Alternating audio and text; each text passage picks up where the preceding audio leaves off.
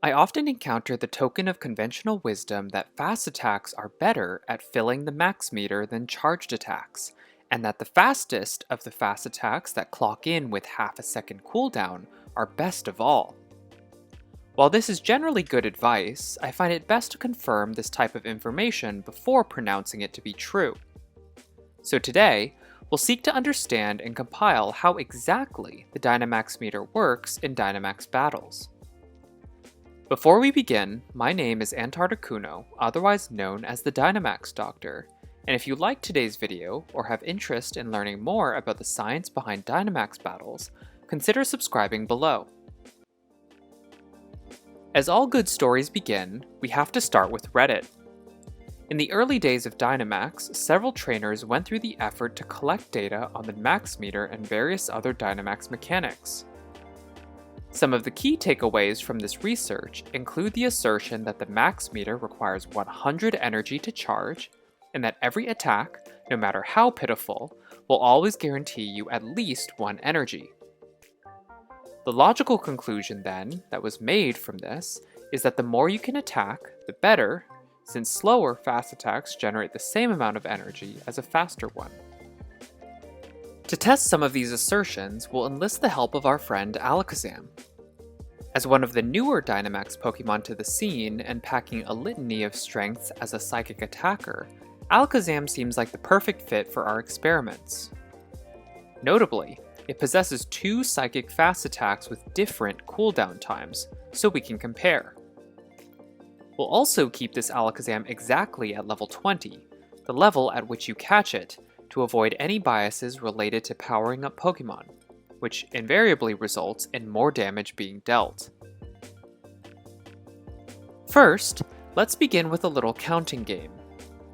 If it is true that every attack, no matter how paltry, generates 1 energy and the meter requires 100 energy to fill, it stands to reason that against a Dynamax Pokemon like Beldum that double resists psychic attacks, we should be forced to attack 100 times before reaching the first Dynamax phase.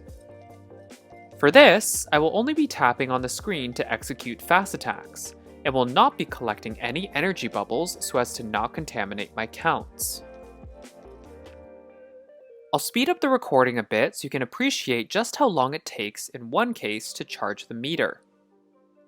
You'll also see that in that same scenario, I do have to switch out my Alakazam quite often due to the fact that Beldum, despite not being an amazing attacker, starts seriously wearing down my attacker, to the point that Alakazam is barely hanging on.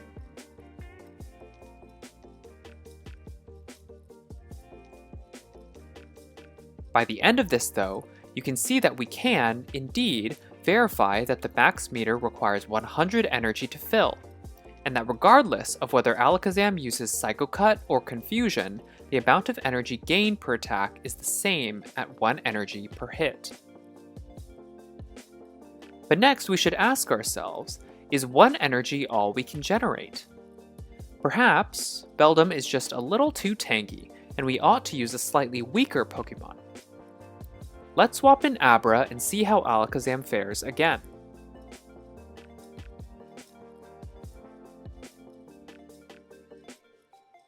Surprising, huh?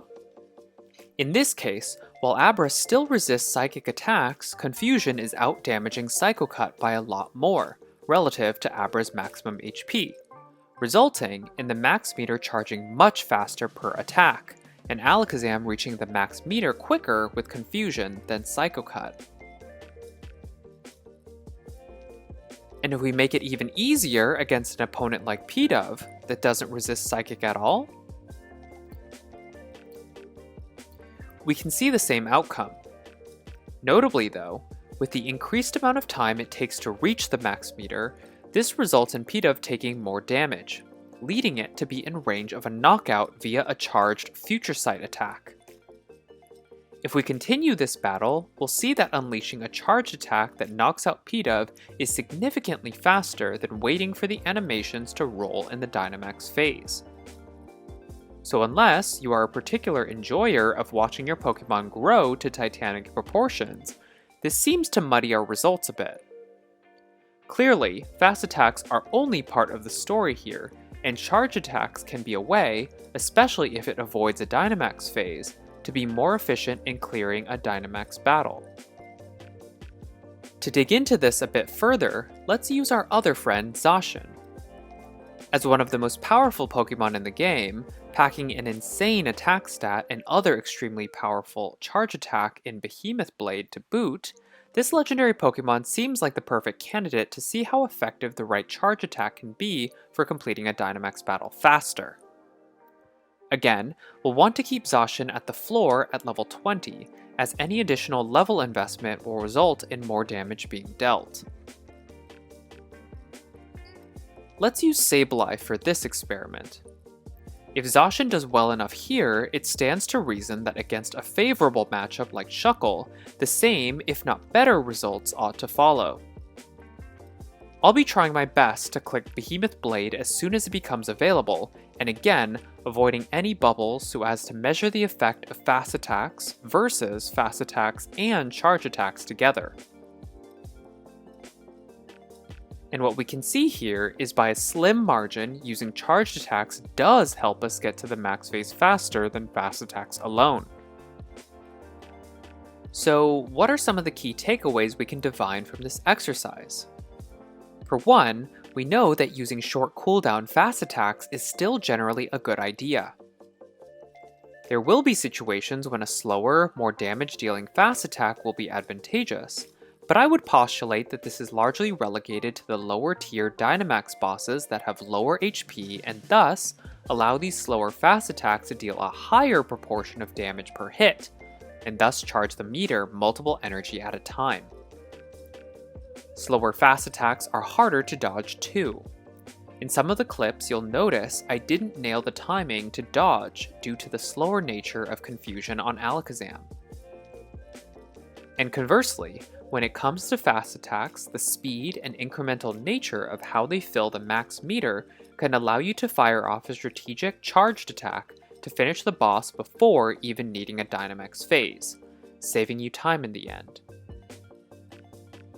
On the subject of charged attacks, we saw that in a simple example, using a powerful charge attack like Zacian's Behemoth Blade did result in the Dynamax meter filling more quickly. So we can infer that for a Pokemon like Zacian, using charge attacks can be a viable strategy to rush to the next Dynamax phase. Consider how much faster the max meter could have charged if I had invested any candy at all into that Zacian. This advice, though, has to be qualified with the caveat that not all attackers have a 332 attack stat, nor a stab Hyper Beam charged attack.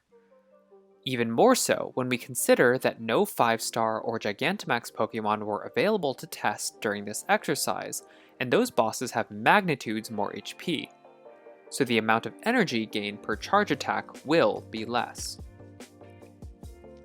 I hope you found today's comprehensive guide to the max meter useful. If you learned something or found anything surprising in today's video, drop a comment below. And don't forget to like and subscribe while you're at it. Till next time.